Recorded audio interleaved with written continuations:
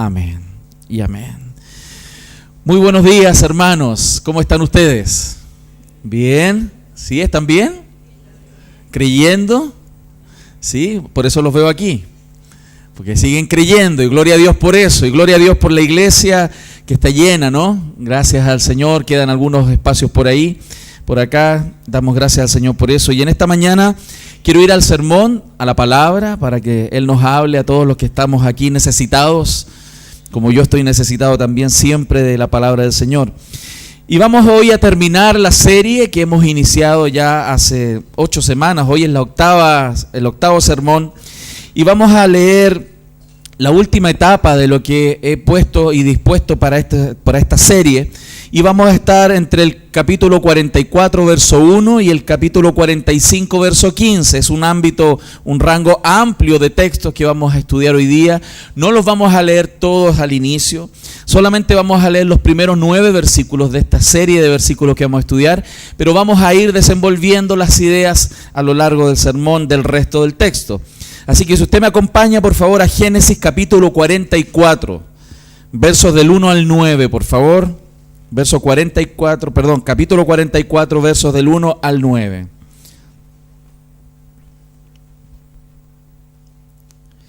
¿Lo tiene ya frente a usted?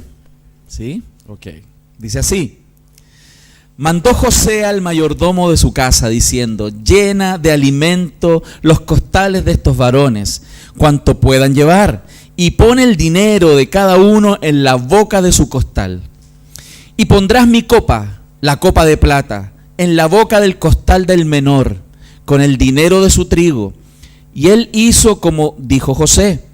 Venida la mañana, los hombres fueron despedidos con sus asnos, habiendo ellos salido de la ciudad, de la que aún no se habían alejado. Dijo José a su mayordomo: levántate y sigue a esos hombres, y cuando los alcances diles: ¿por qué habéis vuelto mal por bien?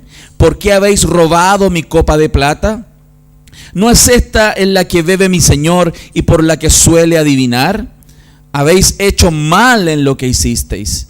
Cuando él los alcanzó, les dijo estas palabras. Y ellos le respondieron: ¿por qué dice nuestro señor tales cosas? Nunca tal hagan tus siervos. He aquí el dinero que hallamos en la boca de nuestros costales, te lo devolvimos a traer desde la tierra de Canaán. ¿Cómo pues habíamos de hurtar de casa de tu señor plata ni oro?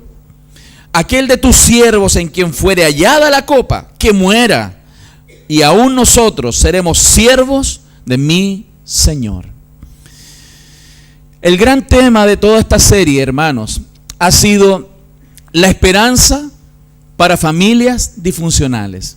Esa es la serie, ese es el centro del mensaje, de cómo Dios puede dar esperanza a personas que vivimos en familias donde el pecado de una u otra manera ha marcado nuestra existencia, ha marcado nuestras vidas, ha influenciado nuestros comportamientos y ha gatillado sin duda situaciones que han causado probablemente mucho dolor al interior de nuestra vida y de nuestras familias. Pero al mismo tiempo, a pesar de esa disfuncionalidad que se genera por el pecado que se vive al interior de las familias, la palabra del Señor está puesta ahí para poder generar esperanza. Y quiero recordarles que Moisés escribe este texto justamente para generar esperanza en un pueblo que iba camino a la tierra prometida y que no tenía motivaciones para seguir caminando después de mucho tiempo en el desierto, sin lograr llegar a ese lugar, a ese tiempo donde ellos iban a disfrutar lo que se les había prometido.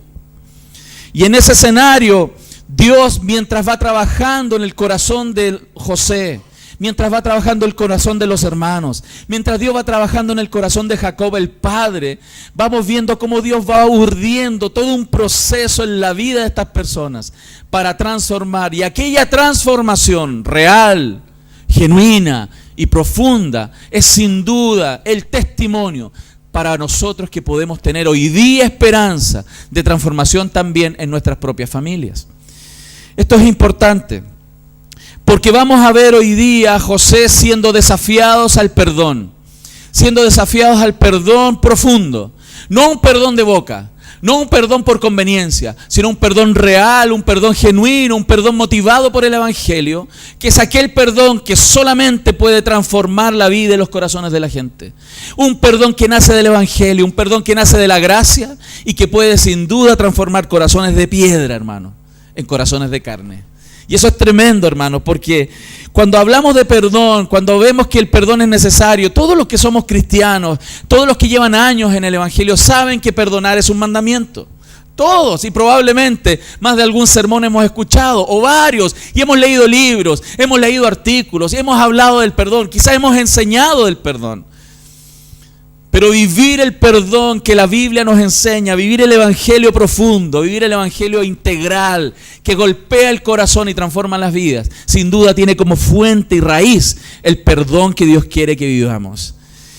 Pero surgen algunas preguntas y yo creo que el mensaje de hoy nos va a ayudar a responder a esas preguntas, porque cuando hablamos de perdón y sabemos que el perdón es necesario para una genuina reconciliación, surgen algunas preguntas que son razonables. Porque no todas las respuestas las tenemos siempre y vamos siendo enseñados por Dios y su palabra. Y aquí vienen algunas preguntas. ¿El perdón es un perdón que debe estar bajo ciertas condiciones? ¿El perdón tiene algún grado de condicionalidad? ¿Debo perdonar a pesar de que el ofensor no se arrepienta? ¿Debo perdonar si el ofensor se arrepiente? ¿Ahí sí perdono? ¿Cuál es la manera? ¿Cómo se hace? ¿Debiera hacerlo en cualquier circunstancia? Yo creo que esas cosas son las que hoy día vamos a intentar responder por medio de la palabra. Porque, hermano, tenga por cierto que Dios quiere la reconciliación. Y espero que por el sermón de la semana pasada el Señor le haya hablado de cuál es la intención de Él. No es la intención de este pastor, no es la intención de una religión en particular, es la intención del Dios de los cielos, la reconciliación. Y la reconciliación no solamente tiene el hecho del perdón respecto de no cobrar la deuda, sino que claramente tiene una intencionalidad mucho más profunda que se llama reconciliación. Por eso vamos a ver hoy día en tres partes el sermón. El primero es la confrontación final. Y eso está en el capítulo 44 entre el versículo 1 y el verso 13, si usted quiere anotar. La confrontación o confrontación final entre el versículo 1 y versículo 13 del capítulo 44. Luego vamos a ver la confesión después de esa confrontación. Hay una confesión, un reconocimiento, una transformación en el corazón que es confesada. Y eso está entre el versículo 14 y 33 del capítulo 44. Entre el 14 y el 33 del capítulo 44. Y finalmente, la final reconciliación o reconciliación total. Y eso está en el capítulo 45, del verso 1 al 15. Entonces usted va a ver cómo Dios usa un proceso en la vida de las personas para llegar a la reconciliación final. Pero es necesaria la confrontación del pecado, es necesaria la confesión y reconocimiento de los pecados que hemos vivido para que pueda haber una genuina restauración, una genuina reconciliación. Y aquí surgen dudas tremendas, porque cuando ustedes se meten en esta historia, cuando nos vamos metiendo en esta narrativa, vamos viendo esta película, ¿no? Que es como unas escenas, distintas escenas que nos van mostrando la vida de este grupo de personas, nos vamos imaginando, ¿realmente va a ser posible? Si usted no supiera, si usted no hubiera leído el capítulo 44 y 45, si yo no hubiera adelantado el final, ¿cierto? En alguno de los sermones, usted estaría pensando, ¿realmente esta familia se va a reconciliar? ¿Será posible? Si usted no subiera al final, estaría como en la mayoría de las películas que usted no le cuentan el final. ¿Cuál será el desenlace? Yo lo veo imposible. Es como cuando el superhéroe tiene que salvar el mundo, está todo destruido, el tipo está muerto, ya no queda nada, y de repente sale y se resuelve todo. Pero uno hasta ese minuto no lo sabe. Uno no sabe si realmente la reconciliación en esta familia va a poder ser real, si genuinamente la paz va a poder ser experimentada por una familia que ha sido tan dañada, hermanos. Y yo quiero que usted lo piense un poco. El sufrimiento y el daño de esta familia que narra las Escrituras probablemente no se parece a los daños que hemos tenido nosotros. Es una ruptura tan profunda la que está en esta familia. Es una terrible situación que ha vivido toda esta familia por más de 20 años, que les separó de corazón y de hecho por mucho tiempo. Entonces no es simple esta situación. Entonces uno tiene que pensar si realmente algo así puede suceder, si de verdad puede haber reconciliación. ¿Las profundas heridas de esta gente serán sanadas? Son preguntas lícitas que tenemos que hacernos. Las heridas de los pecados que hemos vivido por otras personas, ¿serán algún día realmente, genuinamente sanadas en el corazón de las personas? ¿O viviremos siempre con sangramiento en las heridas? ¿Se puede vivir una nueva relación realmente? ¿Se puede restaurar un matrimonio que ha sufrido, ha sido dañado en la profundidad de su relación? ¿Realmente Dios puede cambiar a esa profundidad una relación? Son preguntas lícitas y reales. Y no son preguntas que están ajenas a nuestra existencia, hermanos. Son preguntas que probablemente muchas veces nosotros nos hemos hecho cuando estamos viviendo resultados de pecado en nuestras propias vidas y relaciones rotas. Entonces vamos al primer punto, vamos a la primera parte de esta película, vamos a la primera escena de esta película, la confrontación. Vamos a hablar de la confrontación entre el verso 1 y el verso 13. Una vez más, ¿qué vemos aquí? Vemos a José. Y vemos a José en ese plan que él tiene. ¿Cuál es el plan de José? Sacar de hecho, de verdad, si es que realmente sus hermanos se arrepintieron. Él tiene dudas, él quiere la reconciliación, él quiere el perdón. Si no lo quisiera, no estaría haciendo esta búsqueda. Él quiere, pero le cuesta, no sabe si realmente es capaz de producir Dios algo en la vida de sus hermanos. Y él está urdiendo esta idea de irlos probando, de ir probando el corazón de estas personas. Y los pone en situaciones difíciles. Acuérdense, la primera vez que él los confronta, fue áspero con ellos. Sin embargo, les mostró gracia, dándoles alimento y sustento para que ellos puedan volver a la tierra de sus padres. Pero ahora ellos retornan nuevamente. Hay un cambio en la actitud de José. José ahora los recibe en su casa, pero los empieza a probar, ¿se acuerdan la semana pasada? Respecto si todavía tenían predilección por ellos mismos y tenían ira o celos sobre los hermanos, cuando José le da 5 veces más alimento a Benjamín. Y esa idea de probar José a sus hermanos si hay un genuino cambio es parte de este proceso que a veces es tan duro de reconciliación, porque muchas veces nosotros decimos te perdono, pero en el día a día, en las relaciones, el proceso de reconciliación a veces es áspero, a veces cuesta. Porque estamos evaluando, estamos mirando, estamos viendo si la persona realmente cambió. Estamos viendo si la persona que me dijo que nunca más lo iba a hacer, de verdad no lo va a hacer. Y estamos observando. No nos pasa eso, hermano. Y aquí José está en esa lucha interna, está evaluando. Y él pide en este contexto, él dice, ok, váyanse aquí, váyanse de nuevo, vayan a buscar a su papá, vayan por él. ¿Y qué es lo que hace? Coloca nuevamente el dinero a través de su siervo, el dinero otra vez en las bolsas, pero hace algo más. Puso su copa de plata en el bolso del hermano menor. Y luego que ellos se fueron, luego que ellos abandonaron el lugar y ya iban de camino, pensaron, wow, súper bien, y nos vamos a buscar a mi papá, excelente, excelente. Él manda a su ayudante otra vez para que los encuentre en el camino, se les cruce y les diga, vengan para acá, ¿por qué hicieron tanto mal ustedes? ¿Qué hicimos? Ustedes se robaron la copa de mi jefe, la copa de plata. ¿Nosotros? Por ningún motivo. Fíjense, y él los confronta, el verso 4. ¿Por qué habéis vuelto mal por bien? Les dice. ¿Por qué hicieron tanto mal? ¿Por qué robaron la copa de plata? ¿No es esta en la que bebe mi señor y suele adivinar? Hicieron mal, los confrontó. Y ellos absolutamente sorprendidos. Absolutamente sorprendidos porque otra vez le estaban poniendo una trampa. Ellos se juraban inocentes. Nosotros no fuimos, que nos registren. Que me registren. Aquí estoy, que me registren. Y eso es lo que sucede. Y ellos respondieron, ¿por qué dice mi señor tales cosas? Ellos negaron la acusación inmediatamente. Ellos no tenían peso de conciencia en eso. Ellos dijeron, nosotros no robamos esta cuestión. Que alguien se haga responsable, yo no fui. Así estaban ellos. Nunca tal hagan tus siervos, dice el verso 7. Es aquí, y ellos argumentan, nosotros ya te demostramos la vez anterior que te devolvimos el dinero. Nosotros vinimos con el dinero que nos apareció aquí en los bolsos y te lo trajimos. ¿Qué más quieres de prueba? Nosotros fuimos honestos, te lo devolvimos. ¿Por qué nos dicen ahora que robamos una copa? Somos inocentes.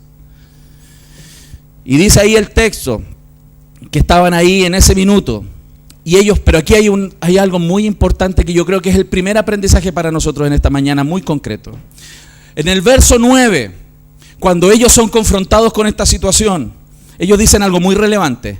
Ellos dicen así: a aquel de tus siervos en quien fuere hallada la copa, ¿qué dicen? Que muera. Y aún nosotros seremos siervos de mi Señor. ¿Qué es eso? Es una demostración, primero, de que ellos están seguros de su inocencia. ¿Quién dice eso? Sino aquel que está seguro de que es inocente. Porque si yo estuviera con una duda de que soy culpable y que diga, no, si pillan al culpable que lo maten, nadie, sería muy tonto, ¿no? Él dice, si lo pillan que lo maten, es porque ellos estaban seguros de que ellos no habían sido. Y en esa situación tenemos algo que aprender, muy importante. En familias disfuncionales, hermanos, en familias disfuncionales, hay personas que se acostumbran a tener compartimientos farisaicos, como los fariseos, dificultando la reconciliación. Dificultan la reconciliación. Porque cuando esas personas piensan que tienen la razón y no están mirando su propio pecado, estas personas inmediatamente dicen, no, que los maten, que les apliquen toda la ley. Los fariseos son así. No, cuando ellos no cometen el pecado, que al otro, que lo quemen. Y a veces eso pasa en los matrimonios. Eso pasa en las relaciones de familia. Cuando él no es el culpable, cuando él no se equivoca, y son muy típicos los varones y las mujeres en los matrimonios. Cuando él no es el que se equivoca, a su cónyuge le tira las penas del infierno. Pero no le vaya a tocar a él el problema, pues. ¿Aló? ¿Aló? No vaya a ser el culpable, no se empieza a hacer el gil. ¿Sí o no?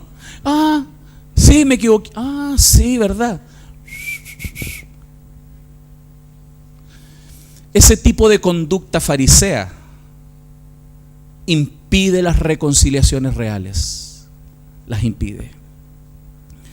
Cuando otro peca, queremos la justicia máxima. Pero cuando nosotros somos los que fallamos, cuando nosotros somos los que pecamos, pedimos y esperamos misericordia. Es impresionante. Así de miserables somos. Así de miserables podemos ser. Qué impresionante. Y en este ejemplo tan gráfico, y no es el único en la Biblia, hay otro ejemplo muy gráfico en las Escrituras, que es el caso del rey David. El caso del rey David, cuando él pecó, usted sabe que él urdió toda una cosa para dormir con una mujer que no era su esposa. Él abusó de ella, la obligó a dormir con él. Más encima, para no salir pillado, urdió todo para que el esposo de esa mujer fuera al frente de batalla y lo mataran, para quedarse con la mujer. Ese es el rey David. Y cuando él estaba ahí, como que nada había pasado, es como que le salió su juego, le resultó su treta, viene Dios, que ve todas las cosas, y usa a su profeta, al profeta Natán. Y en 2 de Samuel, capítulo 12, verso 1 en adelante, la Escritura nos narra cómo Dios usa al profeta para poder mostrarle su pecado. Porque él, imagínense, él creía que nada había pasado. Y dice la Escritura, Jehová envió a Natán a David, capítulo 12, verso del 1 en adelante, 2 de Samuel. Jehová envió a Natán a David y viendo a él le dijo, había dos hombres, y le empezó a contar un cuento. Había dos hombres en una ciudad, el uno rico y el otro pobre. El rico tenía numerosas ovejas y vacas. Uy, David debe haberse puesto ahí, espérate, deja buscar un tecito y unas galletitas porque está interesante el cuento. A ver, cuéntame más. Y viene el tema y dice, pero el pobre no tenía más que una sola corderita, dice. El que había comprado y criado, que había crecido con él y con sus hijos juntamente, comiendo de su bocado y bebiendo de su vaso y durmiendo en su seno, y la tenía como una hija. Y vino uno de camino, el hombre rico, y éste no quiso tomar de sus ovejas y de sus vacas para guisar para el caminante que había venido a él, sino que tomó la oveja de aquel hombre pobre y la preparó para aquel que había venido a él. Y cuando David empieza a escuchar esa historia, y se da cuenta que el tipo rico había sido un abusador en la historia, que en vez de usar todas las riquezas que él tenía, la abundancia que él tenía, va y le toma al pobre su única ovejita que él tenía, y que la amaba y que la cuidaba y que dormía con él en su seno. Dice ahí el texto, el verso 5, entonces dice, se encendió el furor de David, se enojó en gran manera contra aquel hombre y le dijo a Natán, vive Jehová, que aquel que hizo tal cosa es digno de muerte. ¿No les parece igual a lo que acaba de pasar ahí con José? y los hermanos, ¿cierto? Qué diferente, hermanos, qué diferente es cuando se juzga el pecado de otro a cuando tenemos que nosotros ser juzgados por nuestros pecados. Esa actitud farisea impide las reconciliaciones, las dificulta profundamente por nuestra propia miseria, porque somos en ese sentido miserables. Mas ese hombre, David, cuando él fue el pecador y cuando él reconoció su pecado, su actitud fue totalmente distinta. En el Salmo 51 dice: ten piedad de mí, dice. Qué tremendo. Oh Dios, conforme a tu misericordia, conforme a la multitud de tus piedades, borra mis rebeliones, lávame más y más de mi maldad y límpiame de mi pecado, porque yo reconozco mis rebeliones y mi pecado está siempre delante de ti. Contra ti solo he pecado y he hecho lo malo delante de tus ojos. Qué diferente, ¿no?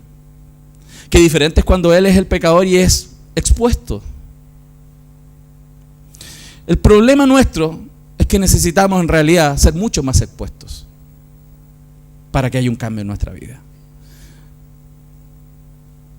Y Dios se encarga de eso. Dios se encarga. Porque Dios va a exponer nuestro pecado. Por eso es mejor confesarlo antes que el Señor lo saque. Por eso es mejor arrepentirse antes de que el Señor lo exponga. Cuando pensamos que tenemos la razón, mis hermanos, exigimos que la justicia sea establecida. Cuando no tenemos la razón, suplicamos y pedimos que la misericordia sea extendida. Esa es la actitud normalmente. Por lo tanto, en familias disfuncionales, las personas están acostumbradas a tener estos comportamientos farisaicos que claramente, hermanos, y grábeselo en su mente y en su corazón, van a impedir toda reconciliación en su entorno. Si usted quiere la reconciliación porque Dios lo quiere, si usted anhela la reconciliación porque Dios la anhela, si usted ha comprendido la importancia de la reconciliación, esa importancia que Dios le da, comience a revisar si su propia actitud es una actitud farisaica. Si usted pone más peso sobre el error de los otros que sobre su propio pecado. Y eso es muy importante. Entonces, generalmente, eso nos pasa porque no conseguimos colocarnos en el lugar del otro. Generalmente las personas pensamos que nosotros nunca vamos a pasar por eso, ¿cierto? Esta persona hizo tal cosa. No, yo nunca haría eso. No, esta persona robó. No, yo no. Esta persona adulteró. Yo no. Que me registren. Hermano, eso es tener un muy alto concepto de nosotros mismos. Nosotros somos personas débiles, somos personas pecadoras. Y nos hace muy bien, hermanos, que nuestro propio pecado sea expuesto. Y tremendo, porque José, ¿cierto? Los hermanos de José, reaccionan tan brutalmente. Dicen: ok, aquel que se le pille la copa, que lo maten. Que lo maten. Y nosotros más encima, para sumar, para demostrar, que lo maten al que lo pillen y nosotros vamos a ser esclavos. O sea, ellos estaban poniendo las manos al fuego, ¿cierto? Pero aquí la prueba se pone más intensa. Y él dijo: también ahora sea conforme a vuestras palabras. Aquel en quien se halle será mi siervo y vosotros seréis sin culpa. O sea, aquí la intensidad se pone peor aún. Porque más encima, aquí ¿qué es lo que va a suceder? Si pillan al que tiene la copa, ese va a pagar y los otros van a ser libres. Es una prueba intensa porque ellos sabían lo que eso podía significar. ¿Y qué sucede? Dice la Escritura. Todos los que estamos aquí leyendo el texto sabemos dónde está la copa, ¿cierto? ¿Dónde está la copa? Todos lo sabemos porque vimos la película. Ellos no saben, hermano, ellos no saben, no han visto la película. Y ellos están ahí, y dice el texto que se dieron prisa, ¿cierto? Dice, y derribaron, vamos a demostrar aquí que somos inocentes. Y se dieron prisa y pusieron todas sus cosas ahí en el suelo, sus costales a tierra. Y cada uno abrió el costal suyo. Y lo interesante, hermano, que aquí comienzan uno a uno a abrir su costal, tremendo, del mayor al menor. Es como si alguien supiera. Es como si alguien supiera cómo había que hacerlo para aumentar la tensión hasta el final. Uno a uno, es como una ruleta rusa. A ver, ¿a quién le toca? ¿Quién tiene la copa? Y empieza uno, no. El otro, no. El otro, no. El otro, no. Y cuando ya van a llegar al último, ya estamos listos. Queda uno. Uno solo y nos vamos. Uno y nos vamos para la casa. Y nos vamos a ver a nuestro Padre. Y lo tremendo, hermanos, que en ese momento, cuando la copa fue hallada en el costal de Benjamín, como dice el verso 12, fíjense lo que ahí sucedió. El verso 13 nos dice: entonces ellos rasgaron sus vestidos y cargó cada uno su asno, ¿cierto? Y volvieron a la ciudad, porque ellos se encontraron en una situación que jamás se hubieran imaginado. El hermano que el padre les dijo, cuídenlo. Benjamín, el segundo hijo de Raquel, aquel hijo amado que el padre le dijo, por favor, cuídelo, el cual también el propio Judá había dicho, yo me hago responsable de él, iba a tener que pagar y ellos quedar libres. Esa era la situación. Ese fue el momento de confrontación de sus pecados. En ese momento ellos se dan cuenta que esto va más allá que una situación. Hermanos, ellos saben claramente que esto está siendo urdido. Ellos saben que están siendo acusados injustamente. Pero ¿cómo se defienden de una acusación injusta? Si el propio juez que los va a dirimir es aquel que puso la copa. ¿Qué hacen? ¿Qué hacen? Cuando los pecados son confrontados, se genera la oportunidad, hermano, para la confesión. Para la confesión. Si no hay confrontación de pecados, no hay reconocimiento y confesión de pecados. Es necesaria la confrontación, hermano. Por eso, hermano y hermana, aproveche las oportunidades que Dios le da cuando su esposa, su esposo, su amigo, su hermano, su primo, su tío, su hijo, lo confronta en sus pecados. Aproveche porque es Dios enviando su ángel a decirte lo que debes cambiar. Aprovéchalo. No seas necio, no seamos necios. Es una oportunidad para transformar, para que podamos reconocer y confesar nuestros pecados. Pues, hermanos, porque cuando confesamos nuestros pecados, Él es fiel y justo para perdonarnos y limpiarnos de toda maldad. Eso es el evangelio, hermano. Eso es el evangelio puro. Y el segundo punto, entonces, nos lleva ahora a la confesión honesta. Porque ahora ellos van a confesar. Ellos van a confesar. Es una situación difícil. El peso de la culpa, el peso de la responsabilidad, el peso de lo que estaban viviendo ellos era tan grande que ellos ya estaban en colapso. Ellos estaban mal. Ellos estaban mal. Porque estaban siendo develados. Ellos tenían un gran problema, hermanos. Un gran problema. Ellos estaban entendiendo el problema de fondo, porque su problema real era mucho más allá que el problema con José. ¿Saben cuál era el problema real de ellos? Era el problema que tenían con Dios, por no confesar sus pecados. Su problema más serio no era que José los mandara a matar. Su problema más serio, que el que ellos tenían, es que Dios estaba detrás de todo esto. Por eso aquellos que encubren su pecado y creen que van a tener problemas con las personas, no se están dando cuenta que su mayor problema no es con las personas. Hermano, tu mayor problema es con Dios. Tu mayor problema es con Dios. Mi mayor problema es con Dios. Y ellos se estaban dando cuenta. Y dice el verso 14, hermanos, vino Judá con sus hermanos a casa de José. ¿Se imaginan, hermano? Ellos iban felices para su tierra y los pillan a mitad de camino. A mí me pasó una anécdota una vez.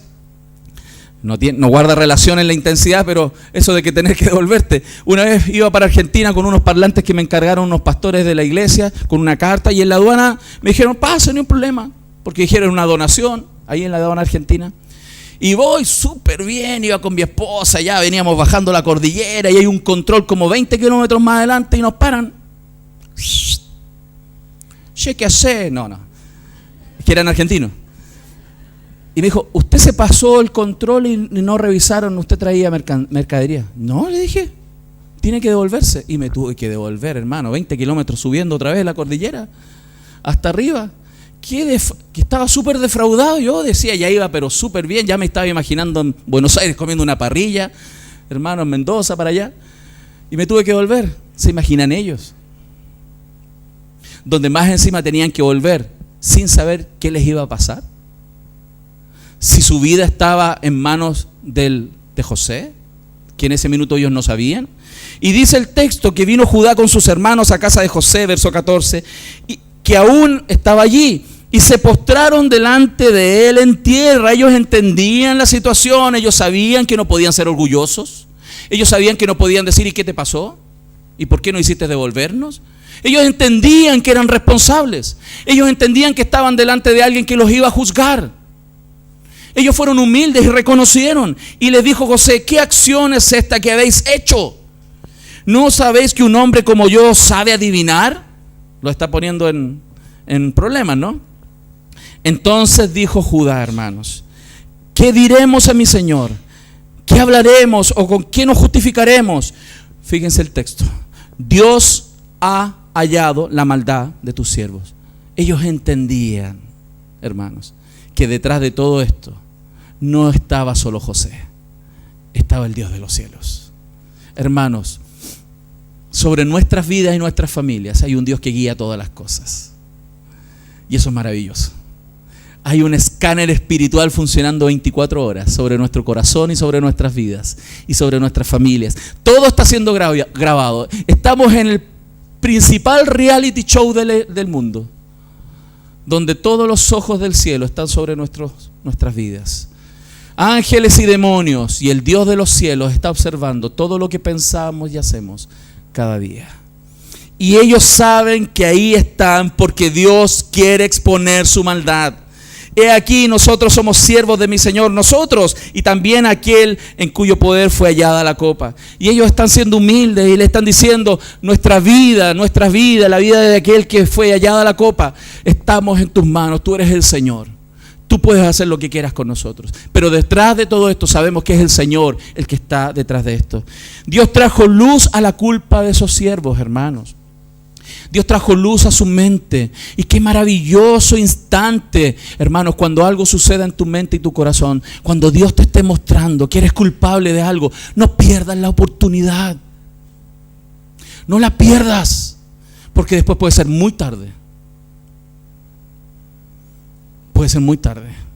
Ellos reconocieron su pecado y esa culpa les hizo confesar, les hizo hablar. Eso que arrastraban durante 20 años, ese sentido de culpabilidad por no haber dicho lo que tenían que decir, por ocultar y ocultar y ocultar, les carcomía el corazón. Hasta ese día donde confesaron y fueron colocados frente a frente con la verdad. Y es impresionante, que ahora estaban frente a aquel con quien no tuvieron misericordia. Ellos estaban rogando y esperando algún grado de misericordia, y ellos estaban frente a aquel con que ellos no tuvieron ninguna misericordia. A ellos les dio casi nada, desechar a su hermano y perderlo hasta la muerte. ¿Será entonces la misericordia extendida en esta historia? ¿Será que la misericordia triunfará sobre el juicio? ¿Será que la misericordia va a poder transformar la vida de esas personas? Yo creo que son preguntas importantes que tenemos que hacernos, porque nosotros todos aquí, hermanos, somos puestos frente a estas disyuntivas. ¿Será que voy a aplicar justicia o voy a expresar misericordia? ¿Qué voy a hacer? El verso 17 dice, José respondió, nunca yo tal haga. Ellos pensaron que todos morían, pero José les dijo, no todos van a morir. El varón en cuyo poder fue hallada la copa, él será mi siervo. Vosotros id en paz a vuestro padre. Hermanos, ¿nos damos cuenta de lo que está pasando? Ahora, hermanos, a diferencia de la vez anterior, estas personas están con dinero en sus bolsillos. Están con la posibilidad de ser libres del problema a costa de su hermano. La vez anterior, con José, no les importó su hermano y se fueron con plata en los bolsillos. Ahora, ellos tienen algo más valioso que el dinero. Ellos tienen su libertad en sus manos. ellos podían haber dicho, nos vamos, y salvarse ellos.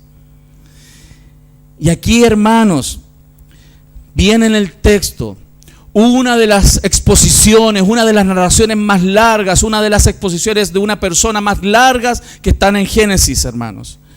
Ellos podían volver con dinero en sus bolsillos. La tensión aumentó, la decisión estaba en sus manos. Ellos tenían que decidir si su hermano Benjamín se quedaba como culpable y ellos se iban, o se quedaban. Y ahí aparece Judá. Y Judá da un paso al frente. Judá, hermano, Judá, el mismo que quería vender a José años atrás. Judá, hermano, es el mismo que dejó a su familia porque quería hacer su vida y los abandonó. Judá, el mismo que no quiso responder con su nuera y hacerse el loco con las riquezas que le correspondían a su nuera Tamar. Judá, hermano, el mismo que se acostaba con prostitutas. El mismo. Ese Judá, el malo, el peor, da un paso al frente. Él dio un paso al frente. Y él toma palabras y da este discurso tan hermoso. Un discurso impresionante que puede dar un hermano en defensa de otro hermano. Desde el verso 18 en adelante, en el capítulo 44, quiero que leamos y miremos este discurso, porque nos va a enseñar mucho, hermanos. Dice así: entonces Judá se acercó a él y dijo: ay, Señor mío, te ruego que permitas que hable tu siervo una palabra en oídos de mi Señor, y no se encienda tu enojo contra tu siervo, porque tú eres como Faraón. Mi Señor preguntó a sus siervos diciendo: ¿tenéis padre o hermano? Y nosotros respondimos a mi Señor: tenemos un padre anciano y un hermano joven, pequeño aún, que le nació en su vejez, y un hermano suyo murió, y él solo quedó de los hijos de su madre, y su padre lo ama.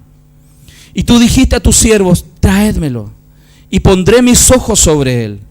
Y nosotros dijimos a mi Señor: el joven no puede dejar a su padre, porque si lo dejare, su padre morirá. Y dijisteis a tus siervos: si vuestro hermano menor no desciende con vosotros, no veréis más mi rostro. Aconteció pues que cuando llegamos a mi padre tu siervo, le contamos las palabras de mi Señor. Y dijo nuestro padre: volved y comprarnos un poco de alimento. Y nosotros respondimos: no podemos ir. Si nuestro hermano va con nosotros, iremos, porque no podremos ver el rostro del varón si no está con nosotros nuestro hermano el menor. Entonces tu siervo, mi padre, nos dijo: vosotros sabéis que 2 hijos me dio a luz mi mujer, y el uno salió de mi presencia, y pienso de cierto que fue despedazado, y hasta ahora no lo he visto. Y si tomas también a este de delante de mí y le acontece algún desastre, haréis descender mis canas con dolor al Seol. Ahora pues, cuando vuelva yo a tu siervo mi padre, y el joven no va conmigo, como su vida está ligada a la vida de él, sucederá que cuando no vea al joven, morirá. Y tus siervos harán descender las canas de tu siervo, nuestro padre, con dolor al Seol.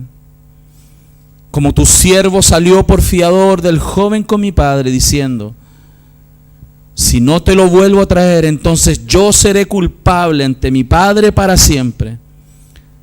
Te ruego, por tanto, que quede ahora tu siervo en lugar del joven por siervo de mi Señor, y que el joven vaya con sus hermanos, porque ¿cómo volveré yo a mi padre sin el joven? No podré, por no ver el mal que sobrevendrá a mi padre. Muchas veces la palabra padre aparece en este texto. En 4 de ellas se relaciona con la tristeza que el padre podría sentir en su corazón hasta la muerte por la pérdida de aquel hijo que le quedaba muy amado. Pero quiero que usted note algo. Ese Judá ya no es el mismo. Ese Judá ya no está tan preocupado de sí mismo. Ese Judá ya no le importa tanto su comodidad y su libertad. A ese Judá ya no está tan preocupado, ¿cierto?, ni siquiera de la libertad de los otros hermanos. Él está preocupado de su viejo padre. Él está preocupado de su papito y de su hermano joven. Ese Judá cambió.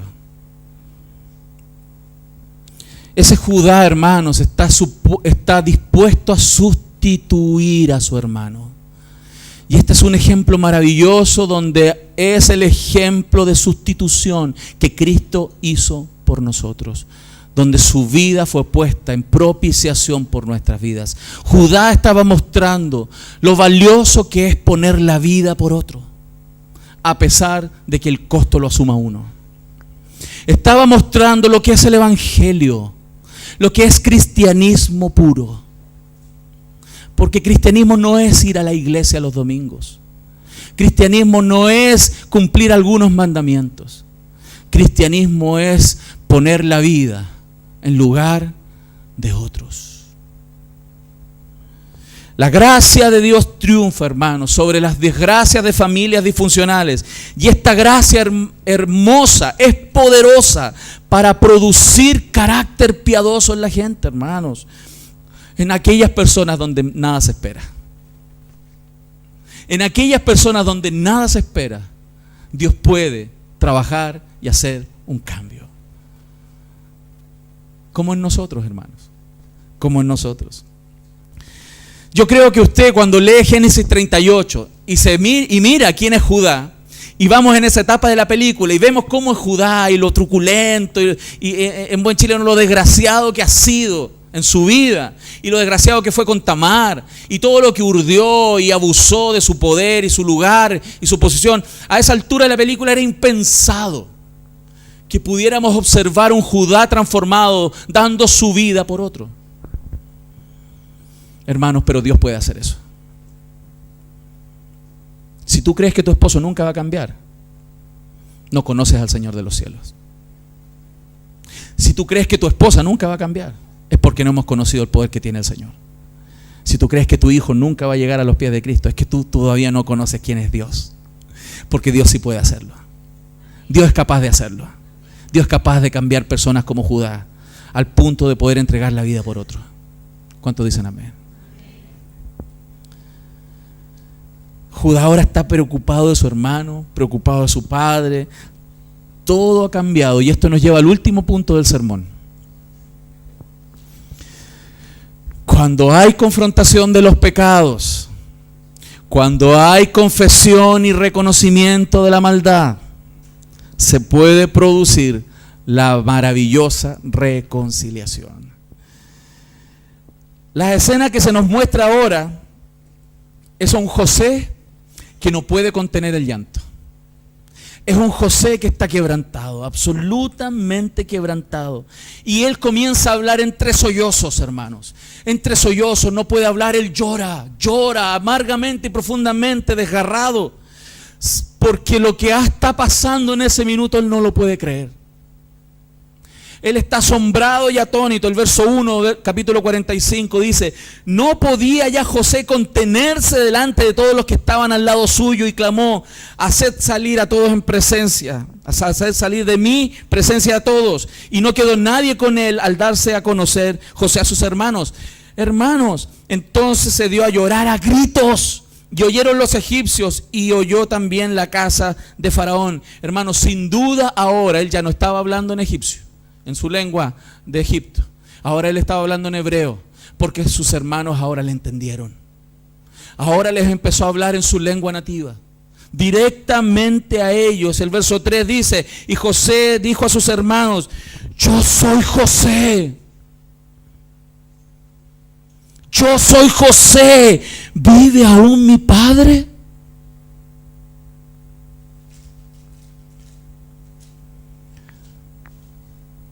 ¿Se imaginan el silencio en ese minuto? ¿Se imaginan el silencio en ese minuto?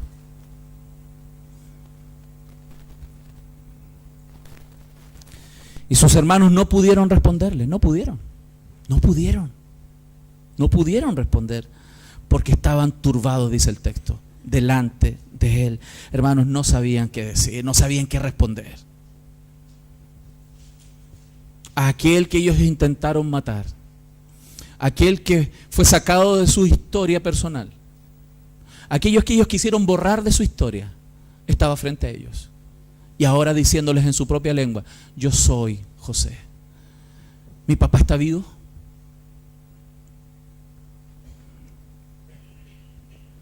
Estos hermanos que le causaron tanto sufrimiento a José están ahora delante de él. Y esa historia dolorosa de sus vidas estaba en el punto culmine y quiebre final de la historia. José tenía en ese minuto, hermanos, la oportunidad de tomar la justicia en sus manos. Toda la oportunidad de tomar la justicia en sus manos. Solo una palabra de ese varón y todos los tipos presos. Una sola palabra de José y todos muertos. Pero ¿qué sucede? José abrió su corazón y abrió su mano para la reconciliación. En ese minuto se muestra lo que realmente es el perdón. Y quiero que aprenda con la ayuda del Señor esta mañana lo que es el perdón de verdad. El perdón tiene dos niveles. Hay algunos escritores, hermanos, teólogos muy buenos, de los cuales he aprendido de esto. Y en los escritos de James Adam, que son de consejería bíblica, Ken Sand, de Paul Tripp, Robert Jones, que son muy buenos escritores en el ámbito de consejería bíblica. Ellos todos coinciden que el perdón tiene como dos fases, dos etapas, dos direcciones. Uno, el primer nivel del perdón es aquel que tiene que ver con la disposición del corazón. Y el segundo nivel de perdón tiene que ver con la reconciliación con las personas. El foco del primer nivel del perdón, hermanos, tiene que ver entre tú y Dios. Es un tema entre tú y Dios. Y el segundo nivel del perdón tiene que ver contigo y el ofensor. El primer nivel es incondicional. Y si no lo hacemos, estamos pecando. El segundo nivel requiere una condición. Requiere que el ofensor confiese y se arrepienta. El primer nivel de perdón, Paul Tripp, en su libro Guerra de Palabras, él hace referencia a cómo se puede explicar esto. El primer nivel del perdón, él le llama el perdón judicial. Tiene que ver con esta idea, en esta relación entre tú y Dios, porque cuando eres ofendido, Dios te desafía. Dios te desafía en su palabra a perdonar. Y esto tiene que ser en tres aspectos o tres compromisos. Primero, Dios te dice que tienes que soltar al ofensor de tu juicio, no tomar el juicio en tus manos y confiar en el juicio de Dios. Por eso es un tema entre tú y Dios. El primer nivel de perdón es un tema entre tú y Dios. Es donde Dios te dice: no tomes la venganza en tus manos, yo me encargo. Descansa, yo algún día traeré juicio. Yo haré pagar, si es necesario, a aquel que te ha ofendido. No lo hagas tú. Ese es el primer nivel de perdón, el primer aspecto. Y fíjense, eso se muestra en el texto, en Génesis capítulo 50. Cuando suceden unas cosas más en esta historia, José, cuando se entera después que al final su padre había muerto, y los hermanos se volvieron a asustar porque pensaron: ahora sí que la regamos. Vamos, más encima se nos murió. Ellos decían: quizás nos aborrecerá José y nos dará el pago de todo el mal que hicimos. Y ellos volvieron y llegaron donde José, le dijeron: perdónanos, hermano, nosotros fuimos a buscar al papá y llegamos allá y ya era tarde, se murió. José no pudo volver a ver a su padre. Y ellos pensaron que con eso ya iba a ser el culmine, iban a morir en manos de José.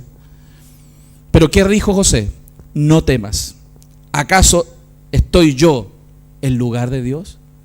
¿Saben por qué José dijo eso? Estoy yo en lugar de Dios, porque él ya tenía resuelto en su corazón que esos temas los paga Dios, no él. Él no tomó la justicia en sus manos. ¿Soy yo Dios para juzgar? ¿Soy yo Dios para juzgar? Hermano, pregúntese: ¿soy yo Dios para juzgar? No lo somos. Ese tema fue resuelto entre Dios y yo. Es como si él le dijera: no se preocupen, esa deuda es un tema que yo me encargo con el Señor. Ya tengo un trato con Él. No se preocupen ustedes, no paguen nada. Yo ya lo resolví con el Señor.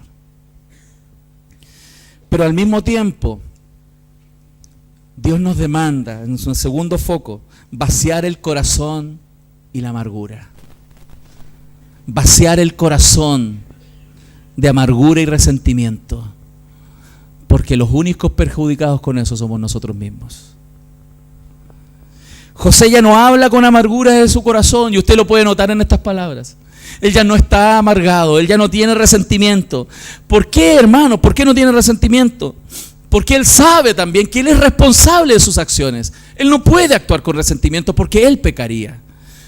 Hermanos, porque responder pecado con pecado es algo que no podemos permitirnos, porque el Evangelio no nos permite responder pecado con pecado. Hermanos, el no responder pecado con pecado es una de las demandas principales, primordiales en nuestro proceso de santificación. Y la mayoría de los cristianos no toma conciencia de eso. En otras iglesias, gracias al Señor. Lo digo por si acaso. La mayoría de los cristianos no se dan cuenta que una de las primordiales demandas de Dios en nuestras vidas es no responder pecado con pecado. Aquel que no responde pecado con pecado ha crecido. Aquel que aún sigue respondiendo pecado con pecado sigue siendo gobernado por sus pasiones desordenadas. Y el tercer punto en esta primera fase del perdón es que toma una disposición hacia la reconciliación. Aquel que de verdad entrega todo en las manos de Dios, aquel que de verdad en esta primera fase le dice: Señor, yo no voy a tomar la justicia en mis manos, está en tus manos. Aquel que genuinamente lo ha hecho va a tomar una actitud de su corazón diferente.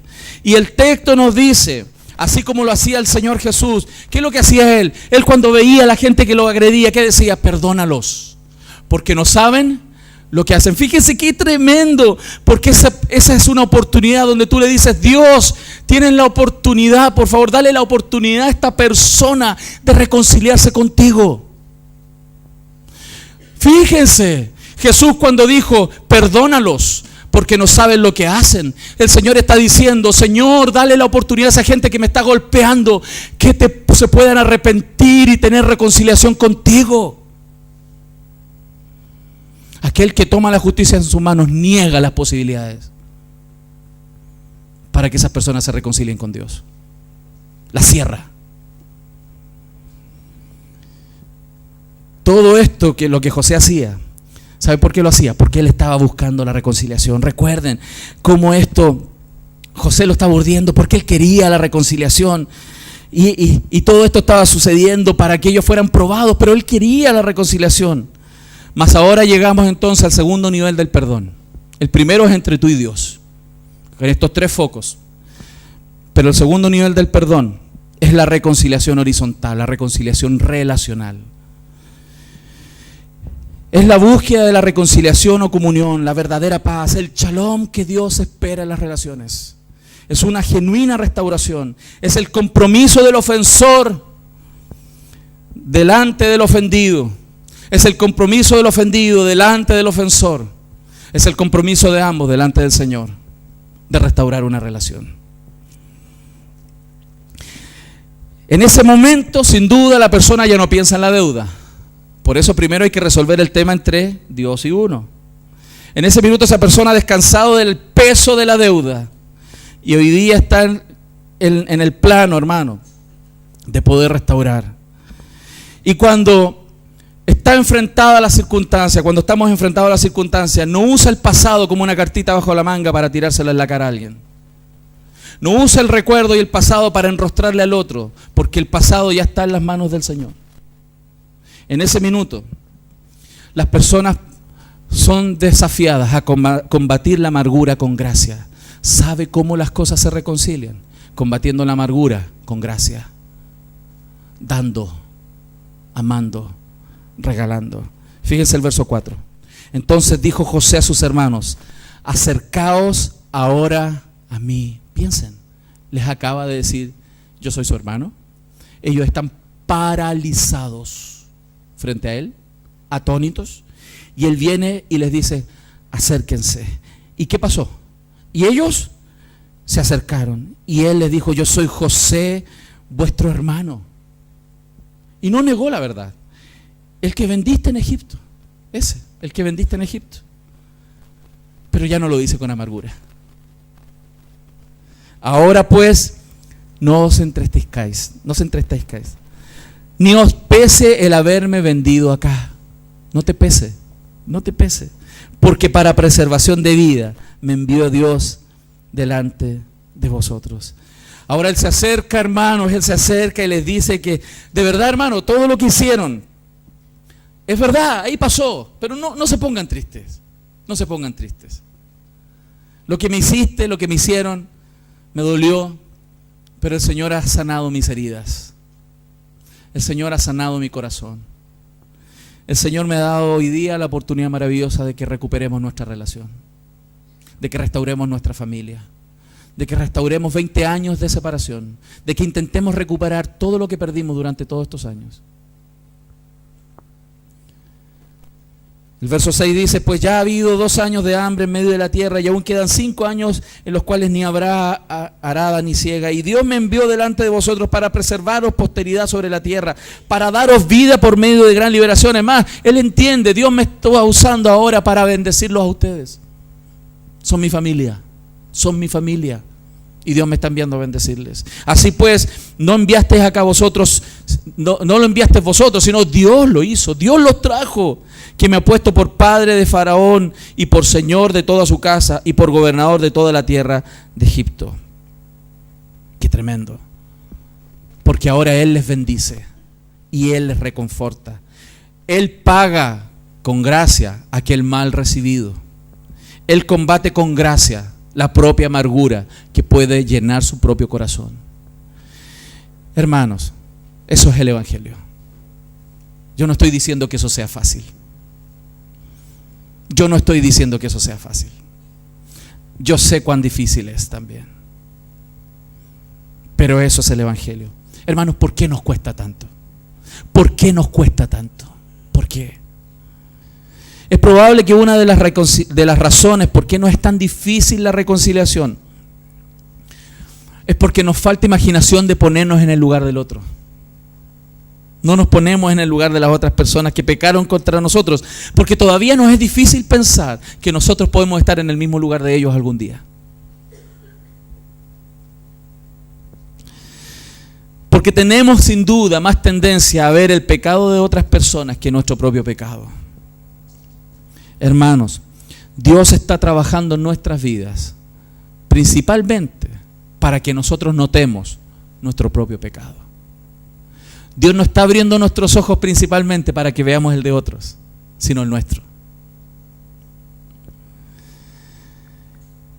Qué tremendo, porque en ese minuto de reconciliación, donde José abrió su mano y su corazón, la reconciliación real se produjo. Fíjense el verso 14 y verso 15, y con esto terminamos casi. Y se echó sobre el cuello de Benjamín, su hermano, y lloró. Lo abrazó. Por mucho tiempo lo observó y no podía abrazarlo.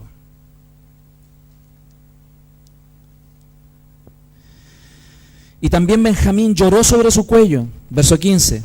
¿Y qué es lo que hizo? Hermanos? Y besó a todos sus hermanos y lloró sobre ellos. Lloró sobre sus hermanos. Y después sus hermanos hablaron con él. Recuerda Génesis 37, 20 años atrás, que ni siquiera eran capaces de decirse hola. 20 años atrás no eran capaces de cruzar 2 palabras entre ellos. Y el texto nos quiere dejar claro que desde ese día pudieron hablar.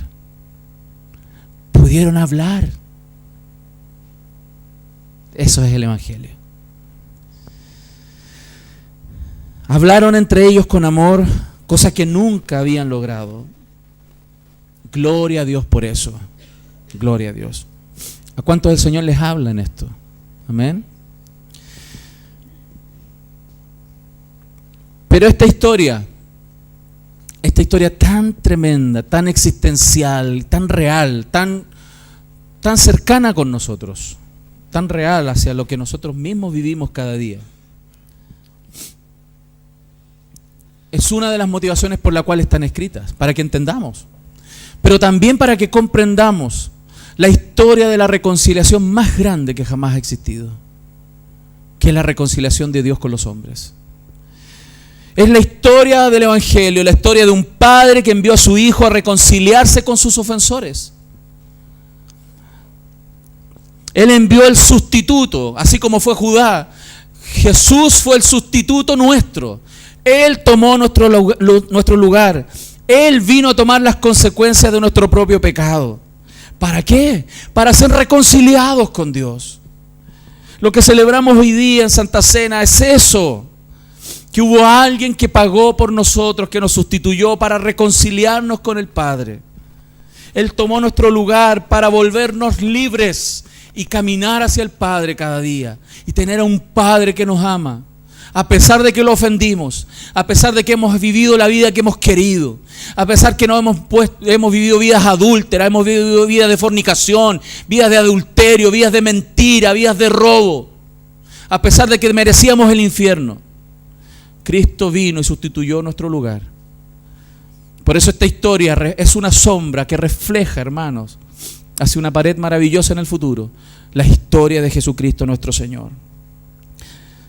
Si nosotros aprendiéramos, hermanos, un poco más cada día, si cada uno de nosotros aprendiera un poco más cada día sobre la historia de la reconciliación, sobre lo que significa la historia de la reconciliación, aprenderíamos que la relación con nuestros ofensores podría ser mejor de lo que antes fue. Aprenderíamos, hermanos, si estuviéramos dispuestos, hermanos, a perdonar como Dios nos perdonó, si estuviéramos dispuestos a pedir perdón como Dios nos enseña a pedir perdón, seríamos libres, hermanos, para amar como Dios quiere que amemos. Seríamos libres para estar reconciliados con Dios y estar en la reconciliación con las personas. Y veríamos, hermanos, un nivel de reconciliación como nunca visto. Pocas veces en mi vida me ha tocado ver aún, y espero que eso crezca, genuinas reconciliaciones, donde el estado posterior vino a ser mejor que antes de las grandes ofensas. Pocas veces lo he visto. Porque tiene que ver con el crecimiento de cada uno de nosotros frente al Evangelio, frente a cómo conocemos lo que es la reconciliación. Ellos se abrazaron y lloraron juntos, porque Dios produjo algo tan grande en sus corazones, hermanos. Porque Dios trabaja y sigue trabajando en el corazón de aquellos que tienen a Jesús. ¿Cuántos tienen a Jesús? Vamos a orar.